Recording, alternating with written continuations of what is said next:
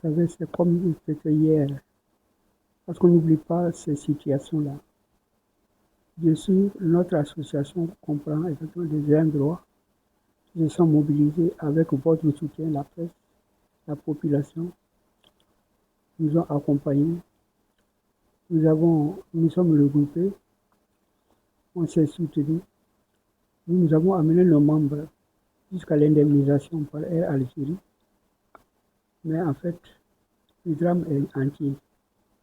Parce que, en fait, on n'a pas voulu d'un procès. Nous avons opté pour la négociation amiable. Mais c'est incomplet. La section française également, Agir ensemble, était dans ce sens également. Mais il y a eu beaucoup de problèmes. Sud Air n'a pas voulu de procès. Air Algérie a fait ce qu'il pouvait. Puisqu'en fait, les tentatives de porter ça devant la justice ont rencontré beaucoup d'obstacles. Puisque nous sommes allés même jusqu'à l'Union européenne, jusqu'au jour aujourd'hui où effectivement l'Union européenne a dit que Paris pouvait connaître du dossier. Et c'est ce procès qui s'ouvre ce matin à Paris pour voir la responsabilité de la compagnie, la responsabilité de ceux qui étaient à l'origine du drame.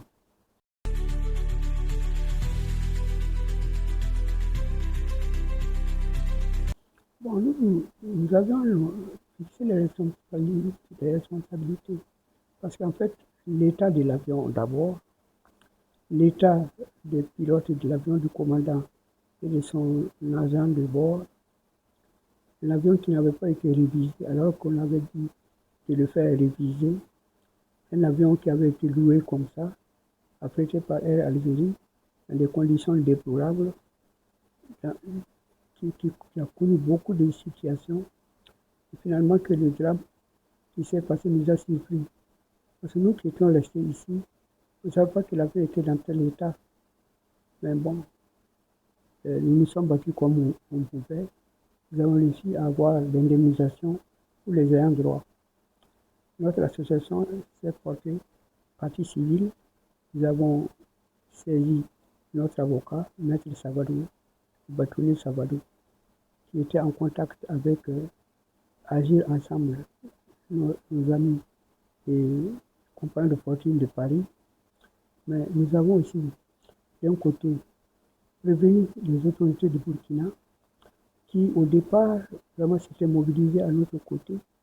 Nous avons saisi le chef de l'État, nous l'avons averti, on n'a pas eu de retour. Nous avons gardé le contact avec Air Algérie, mais en fait, ça n'a pas été achevé. Finalement, il y avait au moins, nous avons essayé de saisir les pays. Il y avait des ressortissants dans l'avion. On a contacté la France tout dernièrement, qui nous a dit qu'il nous revenait, mais elle n'est pas revenue. Toujours est-il on voulait assister au procès, mais c'est une question de moyens. Paris, c'est loin, les gens sont mobilisés, on n'a pas été complètement informés de tout cela. On va suivre de loin.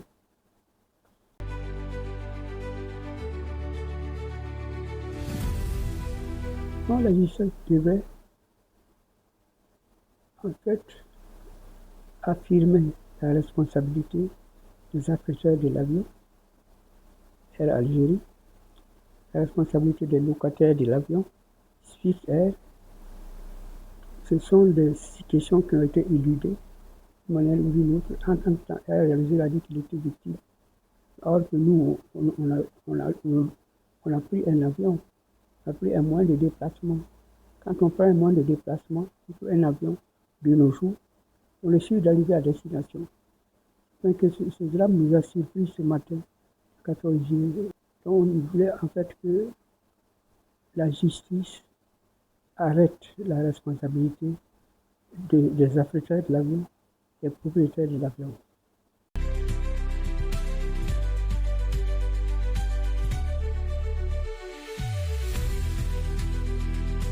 D'abord, connaître toute la vérité sur les responsables du crash. Ensuite, ce qui doit en découler, que cela s'efface.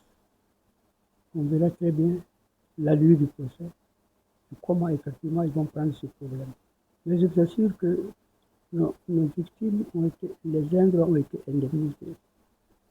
Air Algérie, de notre côté, comme du côté de la France, comme du côté de ceux qui ont pris cet avion. Mais ça ne suffit pas. Il faut qu'on ait la responsabilité totale et entière de ceux qui ont embarqué nos enfants, nos femmes, nos parents dans ces mouroirs.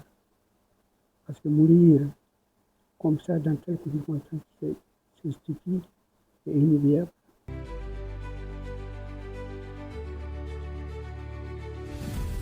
Bon, il y en a qui sont morts. Nous sommes restés soudés. Chaque année, vous avez suivi, vous avez été là.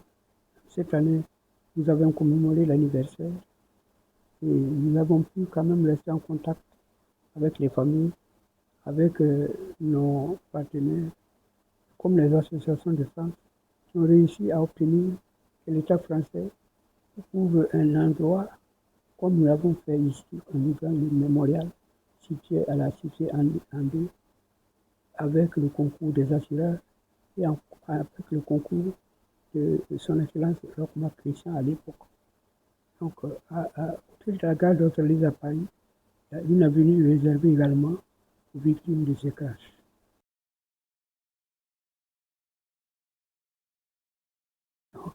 C'est-à-dire, d'un côté, il y en a qui ont vu leur intérêt, et de l'autre côté, il y a nous, qui sommes les victimes. Nous avons fait notre deuil, mais ce n'est pas suffisant. On ne remplace pas un être qui disparaît comme ça du jour au lendemain. C'est quand même pénible. C'est toujours très difficile.